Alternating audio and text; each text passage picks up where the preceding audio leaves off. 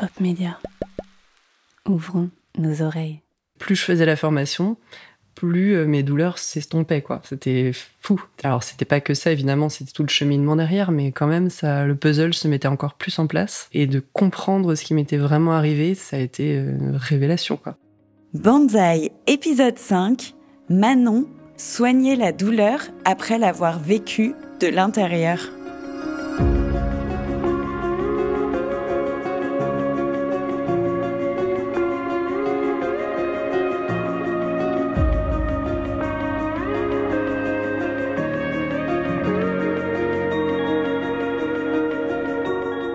Hello et bienvenue dans Banzai, le podcast qui donne la parole aux personnes qui vivent avec des douleurs chroniques. Moi, c'est Anaëlle et je vis avec des douleurs chroniques depuis de nombreuses années. J'en ai fait ma force en devenant patiente partenaire et cofondatrice de l'association Les Algonautes. Ensemble, nous accompagnons des personnes qui, comme moi, connaissent la douleur au quotidien. Avec Banzai, je vous invite à découvrir des histoires intimes et émouvantes pour briser les tabous autour de la douleur chronique. Que vous soyez concerné de près ou de loin, laissez-vous embarquer par ces histoires passionnantes. Pour cet épisode, je connais particulièrement bien mon interlocutrice. Il s'agit de Manon. C'est avec elle et Étienne que nous avons fondé l'association Les Algonautes. Aujourd'hui, elle accepte de se livrer à mon micro pour me raconter son parcours de kinésithérapeute, mais aussi de personne qui a connu la douleur chronique pendant de longues années.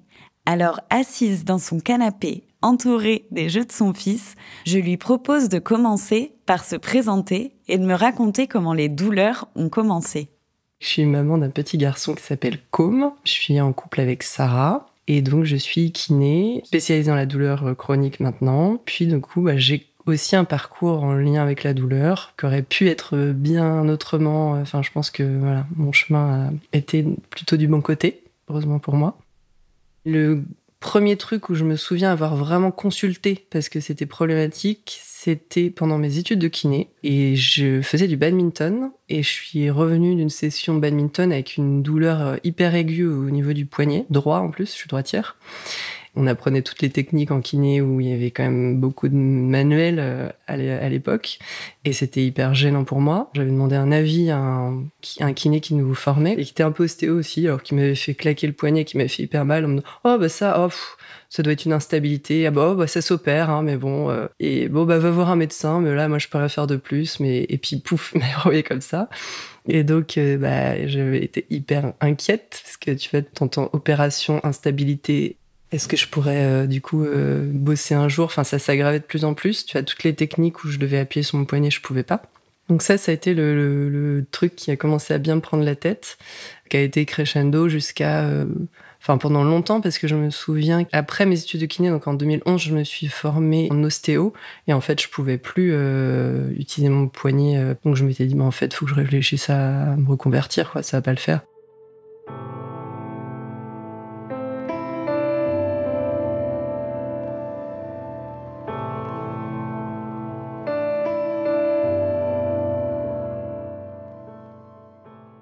Donc ça a été la première douleur où je me souviens que ça m'a vraiment pris la tête. Mais en fait, se sont rajoutées plein d'autres douleurs, ces années-là où j'étais en études de kiné.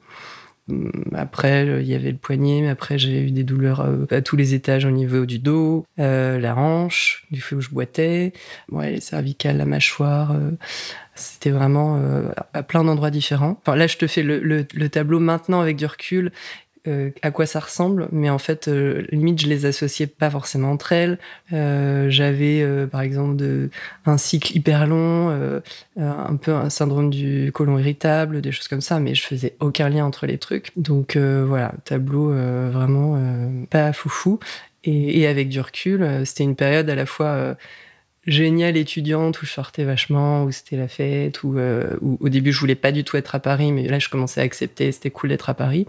Et à la fois une période, avec beaucoup de stress, parce que Paris est une ville quand même où ça fourmille et où du coup t'es dans le trop. J'allais être diplômée et là on me dit maintenant tu sais faire, voilà tes premiers patients. Et t'es là, ok, mais comment je vais faire? En fait, t'es hyper démuni quoi quand t'es jeune professionnel de santé et qu'en plus on te forme de manière extrêmement limitée. En tout cas moi en 2010 c'était ça de mon point de vue actuel. Et puis aussi la découverte de mon homosexualité, où là c'était je sors du rang, et c'était complexe pour moi d'accepter ça et de me dire que j'allais être différente quoi, quelque part. Et tout ça, je pense, a fait que c'était une période pas simple. En effet, beaucoup de choses se bousculent à ce moment-là dans la vie de Manon. Je lui demande si elle s'est sentie soutenue et comprise par son entourage. Je me sentais pas comprise ou incomprise parce que j'en parlais pas. C'était comme ça et je vivais avec ça et je faisais avec, quoi. Mais je m'autorisais pas à en parler. Mais par contre, il y avait Sarah qui voyait tout ce que je vivais et qui était... et Sarah, si je suis aussi avec elle, c'est justement parce qu'elle me comprend. Mais par contre, je pense que les amis de l'époque, ou même les amis que j'ai encore maintenant et que je vois encore maintenant, ils sont à milieu de ça. Et ma sœur, par exemple, qui a vécu à Paris, donc que je voyais quand même à un moment donné régulièrement, je pense que je lui en parlais pas non plus, quoi. C'était mon vécu, et puis j'allais trouver des solutions, et puis ça allait aller, quoi. Mais gros tabou.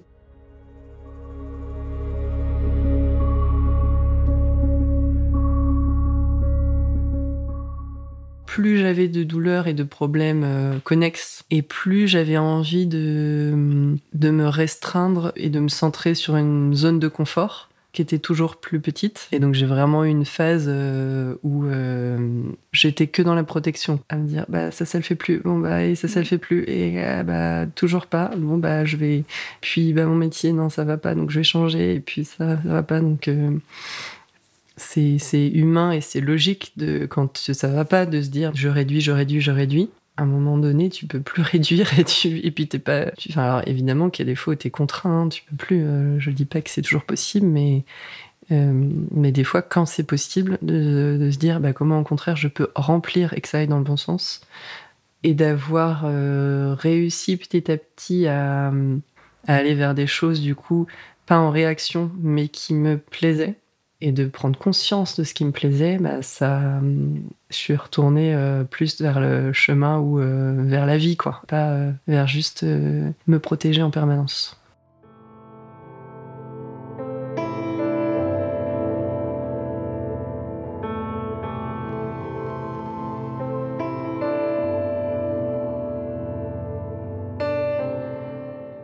J'ai eu des tonnes de diagnostics, mais complètement à côté de la plaque. Tu vois, il y en avait qui étaient prêts à m'opérer de mon poignet pour une instabilité présupposée qui n'existe pas du tout. C'était bullshit, quoi. Et maintenant, j'ai plus de douleur au poignet du tout. J'ai des zones qui sont encore parfois douloureuses, mais plus mon poignet. Manon ne recevra aucun diagnostic sur ce dont elle va souffrir pendant plus de 10 ans. Mais aujourd'hui, avec son œil d'experte, quel diagnostic porte-t-elle sur ces douleurs ? C'était une forme d'hypersensibilisation centrale, c'est-à-dire que vraiment mon système de la douleur, il était en train de devenir hyper réactif, quoi, pour tout et n'importe quoi. Et tu vois, à chaque fois, je voyais des gens, notamment un ostéo, alors ça c'était hyper nocebo aussi, mais qui m'avait dit « c'est fou, c'est comme si tous les micro-traumas que normalement ça passe à la trappe, puis c'est bon, ils gèrent, vous les gardez tous ». Ok, ça veut dire quoi ça? Donc comment te mettre dans la tête que tu es une petite grand-mère et que ça va pas, voilà. Mais en fait, c'est un peu ça, c'est que tout était devenu une menace, quoi. Et mon corps réagissait à tous les micro-stress quotidiens ou les plus gros stress plus profonds. Et ça se traduisait en termes de douleur et puis d'enraidissement aussi. J'étais hyper raide. Donc oui, avec du recul, je pense que j'aurais pu être diagnostiquée fibromyalgie, quoi. Enfin, syndrome fibromyalgique. Et pour avoir fait passer le questionnaire à certains patients là actuellement, à l'époque, je cochais quasiment toutes les cases. Tu vois, toutes les zones douloureuses, le syndrome du côlon irritable, le fait que j'étais hyper gênée par les lumières. Je suis toujours plus sensible actuellement, mais ça va, quoi. À l'époque, ça m'aurait déclenché des douleurs, d'être dans un environnement trop bruyant. Donc ça s'apparentait à ça, je pense, même s'il n'y a jamais eu de diagnostic posé. Pour résumer, la fibromyalgie ou le syndrome fibromyalgique, c'est une maladie chronique qui est caractérisée par des douleurs diffuses, persistantes. Et à ces douleurs s'ajoute souvent une fatigue intense, des troubles du sommeil, mais aussi des troubles cognitifs, digestifs et sensoriels. Mais alors que ces douleurs sont encore très fortes, Manon et Sarah vont prendre une décision qui va amorcer un changement. Elles décident de quitter Paris et d'aller emménager à Nantes. Mes douleurs, elles sont diminuées drastiquement juste avec le déménagement. Tu changes de relation, de contexte. Moi, j'ai eu des prises de conscience. Ça faisait des années que je faisais de la psy. Donc, tu comprends des choses avec le temps. C'est pas juste le déménagement, mais c'est comme si c'était un marqueur d'une étape, ce déménagement. Parce que c'est vraiment la période où j'ai commencé à découvrir des trucs sur comment ça fonctionnait la douleur. Où je me suis dit, ah ouais, ça fait vachement écho à ce que j'ai vécu, en fait, là, les parcours de telle ou telle personne. Tu connais rien, en fait. Nous, on avait zéro formation sur comment fonctionne la douleur en kiné. Et du coup, j'ai commencé à me dire, ah ouais, ça peut coller. Il s'est passé des trucs, quoi. Et ça a été dans le bon sens. Et donc, ouais, j'ai vraiment senti un avant et après. Pour moi, c'est la bascule où je pense que je serais restée à Paris, ça aurait pas été dans le bon sens. Et je pense que c'était vraiment un besoin pour moi de calmer le jeu et d'avoir un mode de vie différent, quoi.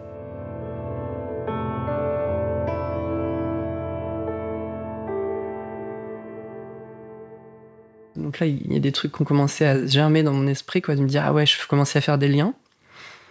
Et puis, ces liens-là, pendant le confinement, j'avais rencontré Brice et on a fait une formation concernant la douleur chronique. Et là, c'est comme si le puzzle s'assemblait complètement et de me dire, oui, tellement. Et là, je sentais que plus je faisais la formation, plus mes douleurs s'estompaient, quoi. C'était fou. Alors, c'était pas que ça, évidemment, c'était tout le cheminement derrière, mais quand même, le puzzle se mettait encore plus en place. Et de comprendre ce qui m'était vraiment arrivé, ça a été une révélation, quoi. Les douleurs de Manon ne sont pas parties du jour au lendemain. Elles ont diminué petit à petit jusqu'au jour où elle s'est rendue compte qu'elle n'était plus là. Au début de ma grossesse, donc là, il y a 1 an et demi, je me suis remise au badminton et la douleur est réapparue. Et là, ça m'a replongée dans cette période-là. Sauf qu'en fait, maintenant, j'ai plus peur, quoi, parce que je sais ce que c'est. Et c'est passé en quelques jours, tu vois. Je me suis dit, c'est fou, quoi. Cette douleur qui avait un peu tout déclenché à l'époque. Et là, en fait, c'était rien du tout, quoi. Alors en plus, je maîtrise aussi le versant un peu plus, quand même, mécanique, qui maintenant m'aide vachement, parce que il n'y a plus toutes les craintes qui se rajoutent quand j'ai des douleurs. Donc en fait, avec des mouvements que je connais bien maintenant, je sais que je peux agir sur mes douleurs mécaniquement très facilement. Donc tu vois, j'ai plus que le versant mécanique, entre guillemets, et j'ai plus toutes les peurs qui se surajoutent. Même si mes douleurs sont aussi liées à des moments de stress, des moments d'angoisse. Ça, c'est la majorité des cas pour moi, parce que je suis une grande stressée. Mais je veux dire, j'arrive quand même à avoir une action, tu vois, juste avec ma respiration, juste avec des mouvements sur les zones où il y a cette implication-là, quoi. Je dois avouer que je suis surprise par le témoignage de Manon, car je m'y connais encore peu en fibromyalgie et j'ignorais qu'il était possible d'en sortir. Bah ouais, du coup, on peut, selon sa période de vie, entrer et sortir de ce diagnostic-là, finalement, plus ou moins marqué, puis y revenir des fois selon les périodes de vie. Et j'ai eu l'impression d'avoir fait un peu un petit je suis là-dedans pendant plus d'une dizaine d'années, quoi, et d'en être sortie, quoi. Et en même temps, tu vois, j'ai pas envie de dire, tu peux en sortir, parce que c'est, tu vois, le côté, regarde, j'en suis sortie, et du coup, tu peux le faire. En fait, c'est pas possible pour tout le monde, et puis ça dépend aussi qu'est-ce qui a fait que t'es arrivé à ce système hyper sensible, hyper réactif. Manon a donc vécu avec ce syndrome fibromyalgique pendant toutes ces années d'études pour devenir kinésithérapeute. Mais comment a-t-elle fait pour s'accrocher et poursuivre ses études malgré la douleur qui l'handicapait fortement? J'étais hyper valorisée par mes études depuis toute petite, quoi, enfin par la scolarité. Donc ne pas finir ma scolarité, ça aurait été compliqué pour moi, tu vois. Donc il fallait que je finisse ça. Avant d'être kiné, j'avais l'idée plutôt d'être ostéo, et c'est un ostéo qui m'a dit fais d'abord kiné, tu sais, la sécurité. Donc j'ai tout de suite embrayé en ostéo. Et puis finalement, avec ce qui m'arrivait, Et je revenais des sessions ostéo, j'ai l'impression d'être cassée de partout, parce que tu sais, tu te manipules pendant toute la journée. Enfin, c'était épuisant pour moi. Et donc, j'ai arrêté assez vite. Enfin, j'ai fait 1 année, et là, je me suis dit, c'est peut-être trop tôt.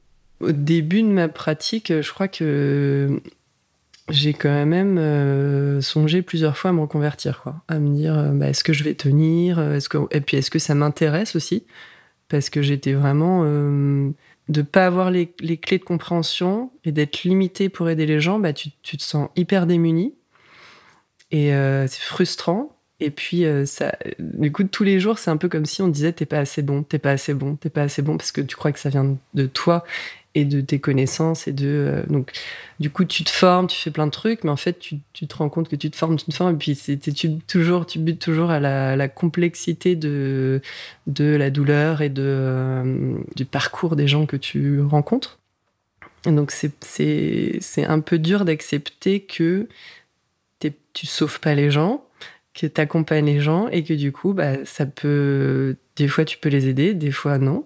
Donc je me suis quand même vachement posé la question plusieurs fois de savoir si j'étais faite pour ça, ou si j'avais pas envie de me reconvertir dans d'autres trucs. Et là, je me suis formée à la méthode McKenzie. Et ça a vraiment fait plus écho de me dire, en fait, d'aller, tu vas chercher les clés avec le patient, d'autonomiser les gens. À la base, j'avais un peu le fantasme de soigner avec mes mains. T'es le sauveur, quoi, mine de rien. Et en fait, ça faisait plus écho chez moi, le côté, on va trouver les clés ensemble. Et maintenant, qu'est-ce qu'on peut faire ? Et puis après, vous êtes autonome. Si ce mouvement-là vous soulage, et que ça va dans le bon sens, vous pourrez éventuellement le réutiliser, et puis vous n'avez plus besoin de moi, quoi. La méthode McKenzie est une approche destinée aux kinésithérapeutes et qui a pour but d'amener les patients à être acteurs dans leur processus de guérison. C'est grâce à cette technique, mieux alignée avec ses valeurs, que Manon retrouve un nouvel élan dans sa vie professionnelle et qu'elle décide de se spécialiser dans les douleurs chroniques. Finalement, quand je me suis dit, je suis à ma place, le moment où j'ai déménagé, où j'ai fait les rencontres notamment de Brice puis d'Étienne, et où de me dire, en fait, je peux me réinventer dans ce métier, je peux faire des projets qui me tiennent à cœur, il n'y a pas de barrière, même si c'est pas simple, mais si je choisis d'aller vers telle ou telle voie, il se passe des choses, quoi.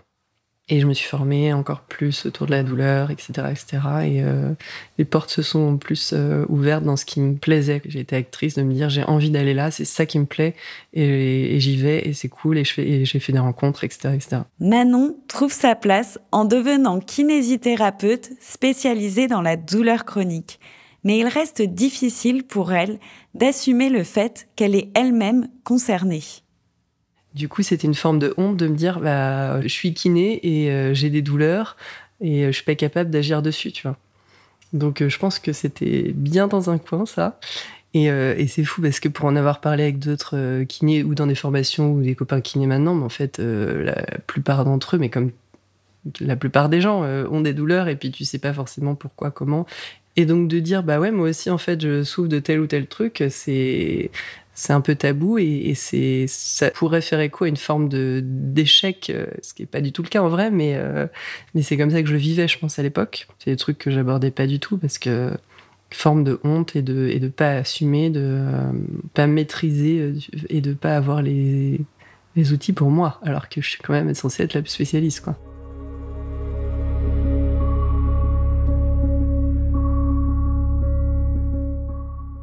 J'ai eu une collègue kiné qui m'a remplacée. J'assumais moyennement cet aspect-là, mais je commençais à en parler vachement plus librement.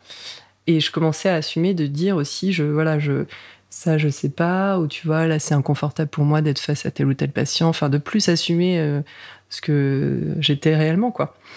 Et je lui en ai fait part pour un peu l'aider à s'assumer elle-même, parce qu'elle était plus jeune kiné que moi, et je me suis dit, c'est important aussi de montrer, tu vois, que je suis kiné, j'ai plus d'expérience qu'elle, mais montrer mes failles, c'est important. Et elle m'a répondu un truc du genre, si j'avais su, je t'aurais pas envoyé de gens, un truc comme ça. Donc elle n'avait pas cette sensibilité-là et cette compréhension-là. Et du coup, sur le moment, ça m'a fait... ok, ça m'a fait un peu mal, tu vois, de me livrer et de prendre ça. Mais avec du recul, voilà, c'est juste qu'elle n'avait pas fait ce cheminement-là, elle n'avait pas cette sensibilité-là. Mais c'était un moment assez cocasse. Pour autant, maintenant, j'ai que des connaissances et copains kinés qui sont pas du tout là-dedans, quoi. Mais aussi parce que je m'entoure de personnes comme ça maintenant. De gens qui sont capables d'exprimer leurs émotions, leurs failles, pour qui c'est pas un problème et parce que pour moi c'est une richesse. Manon assume enfin pleinement son passé avec les douleurs chroniques en tant que professionnelle de santé. Et c'est en se spécialisant toujours un peu plus dans ce sujet qu'elle va croiser le chemin d'Étienne, lui aussi kinésithérapeute. Ensemble, ils vont faire la formation de Mike Stewart, un Britannique qui incite fortement à créer des séances de groupe afin que les patients s'entraident entre eux et deviennent toujours plus autonomes dans la gestion de leur douleur. C'est suite à cette prise de conscience et à cette rencontre que va naître le projet des Algonautes. Et cette idée-là, on trouvait ça vachement bien parce que on commençait à avoir de plus en plus de patients qui souffraient de douleurs chroniques dans nos cabinets. Et que t'as beau te former autour de toutes ces questions-là, c'est hyper intéressant. Tu sens que tu touches plein de trucs et que tu peux aller plus loin. Mais c'est pas forcément adapté comme format de voir les gens, tu vas en séance de kiné d'une demi-heure et tu sens que c'est... Enfin, on avait l'envie et l'intuition qu'en groupe, ça pouvait être un format qui marcherait bien et pour les gens, et pour nous aussi, parce que de plus être isolés dans nos cabinets et de pouvoir bosser en binôme ou avec d'autres professionnels de santé, tu sors aussi de la casquette juste praticien, enfin soignant-soigné, et tu sors aussi de ces schémas plus classiques. Et on avait aussi envie et besoin de ça, quoi.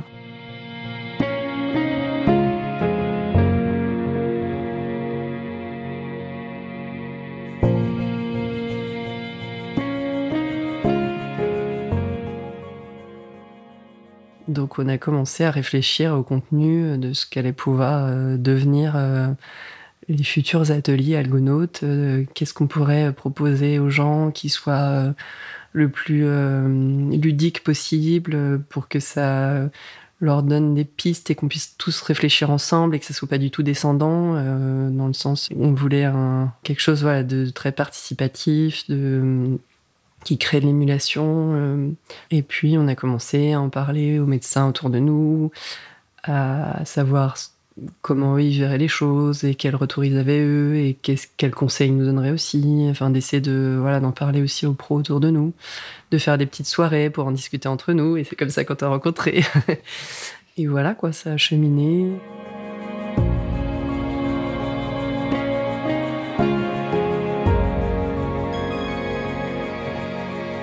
À la fin du tout premier atelier, du tout premier groupe, on s'est dit waouh, ça y est, ça a vu le jour. On était hyper contents de l'animer ensemble. À deux, on n'avait jamais bossé ensemble, du coup, comme ça.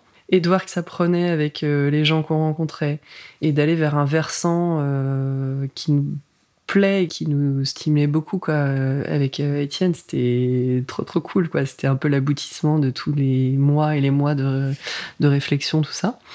Et en même temps, ça a été sur le moment une découverte, parce que tu sais pas à quoi t'attendre, et ça l'est encore, parce que chaque groupe est hyper différent, donc tu sais pas ce qui va sortir à chaque fois. Donc, en fait, oui, ça ressemble à ce que j'imaginais, parce que j'avais l'envie, tu vois, de ce groupe, d'animer à deux, tout ça. Et en même temps, pas du tout, parce que tu te rends compte que finalement, c'est le groupe qui vit, quoi, quelque part, et que t'es là, et bon, oui, t'animes, et tu donnes un peu un cadre de réflexion, tout ça, mais en fait, c'était assez fou de voir ce qui se produisait pendant l'atelier, quoi. C'est trop bien. Le vécu de chacun fait écho au vécu de l'autre, et à quel point tu peux faire des prises de conscience encore plus, des fois, puissantes, et parce que tu défocalises encore un peu plus de toi, et puis en fait, tout te fait écho un peu chez les autres. T'as à chaque fois des petits bouts qui te font aussi des prises de conscience, quoi. Au-delà de s'accomplir professionnellement, Manon a un autre grand projet dans sa vie, celui de devenir maman. Mais entre les problèmes de santé qu'elle rencontre alors qu'elle habite à Paris et le fait qu'elle soit en couple homosexuel avec Sarah et qu'il va falloir qu'elle se fasse aider médicalement pour tomber enceinte, elle sait que le chemin va être long. j'avais très envie de fonder une famille, d'être maman, et comme en lien avec ces douleurs, j'avais ces problèmes de cycle, dans ma tête, je me disais que ça allait être compliqué. Et donc, comme ça allait être compliqué, je me disais, il faut qu'on commence tôt parce que ça va potentiellement mettre du temps. Donc, c'est avéré prophétie autoréalisatrice. À la fois, je me lançais un peu à corps perdu là-dedans, et à la fois, je me disais, mais comment je vais faire? Enfin, c'était une grosse peur pour moi. La grossesse et le fait de encore moins maîtriser ce qui allait se passer dans mon corps, c'était une peur immense pour moi. Et l'accouchement.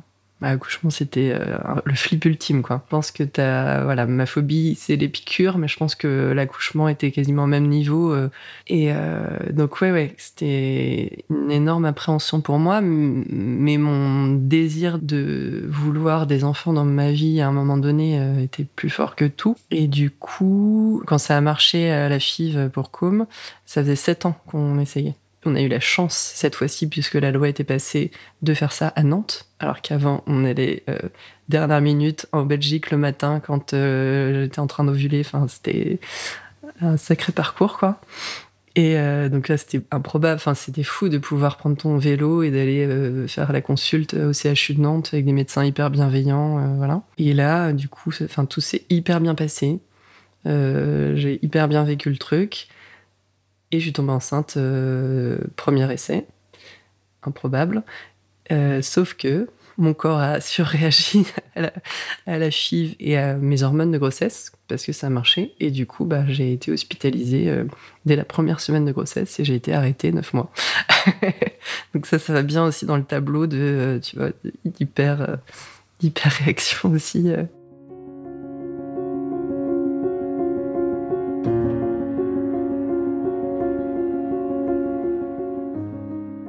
La parentalité, enfin, quoi. Et puis, mais j'ai l'impression d'être un peu dans un monde parallèle, tu vois, que ça aurait pu ne jamais m'arriver. Et du coup, d'être finalement maman, c'est trop beau, quoi, c'est trop bien. Mais l'aspect douleur lié au stress, à toutes les injonctions que je me mets, tu vois, ça, elles sont revenues plus après l'accouchement, parce que le temps de trouver un équilibre, de trouver ta place dans ce rôle de parent, en fait, t'es pas préparé, quoi, tu sais pas ce qui va t'arriver. Tu vois, me dire, il faut que je sois une bonne mère, avec du recul, et de faire 10 000 trucs, et de ne pas me laisser une minute, et puis tu dors pas, et puis donc le manque de sommeil aussi, ça joue. T'es vachement plus raide et douloureux le matin quand t'as pas dormi, quoi, forcément. Pour autant, c'est jamais allé au stade de quand j'étais à Paris, rien à voir. Et parce qu'encore une fois, là, je savais d'où ça venait, quoi. Enfin, je savais qu'il y avait du stress, que je vivais un truc qui chamboulait ma vie. Enfin, à la fois, c'est merveilleux, c'est incroyable, et puis à la fois, tu prends un cataclysme, t'as un avant, un après dans ta vie, quoi, c'est dingue. Manon a réussi à se réaliser en tant que professionnelle de santé et aussi en tant que mère. Aujourd'hui, elle a pris beaucoup de recul sur ce qui lui était arrivé alors qu'elle était à Paris. Alors je lui demande quels conseils elle donnerait à la jeune Manon, douloureuse chronique. Tu vois, je te parlais de être un bon kiné, de assumer mon homosexualité, tout ça. Et par rapport à ce parcours lié à la douleur, tous ces micro-stress ou ces stress plus profonds, c'était quand même vachement lié au fait de répondre à une demande présupposée, tu vois, de être comme ça, ou de faire ça, ou d'être assez bien. Et de me rendre compte de comment je fonctionnais toutes ces années, ça a été une des grosses clés pour avancer sur plein de sujets, et notamment sur le sujet de la douleur. Donc si je me voyais en 2006 ou 2007 et que j'avais pu me dire, mais lâche-toi la grappe, arrête de vouloir répondre aux demandes réelles ou supposées, trouve ce qui te plaît et fais ce qui te plaît, et essaie pas d'être cette personne que tu n'es pas. Je pense que j'aurais pris ce conseil. Enfin, peut-être j'étais pas prête aussi. Voilà. Il faut ce cheminement, et il faut... ce chemin, il a été nécessaire, et puis c'est ce qui me constitue maintenant. Et j'aurais pas eu ce chemin, j'aurais pas eu ces prises de conscience non plus. Donc, mais si on refaisait l'histoire et que tu pouvais venir du futur et te donner le conseil qui pourrait t'aider pour ce chemin, ça serait ça.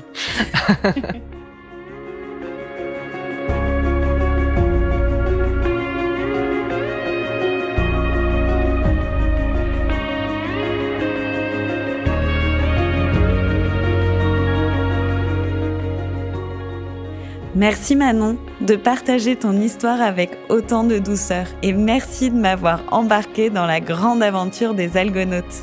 Vous trouverez plus d'informations sur Banzai et sur l'association Les Algonautes en description de cet épisode. Je vous dis à bientôt pour un nouveau témoignage dans Banzai.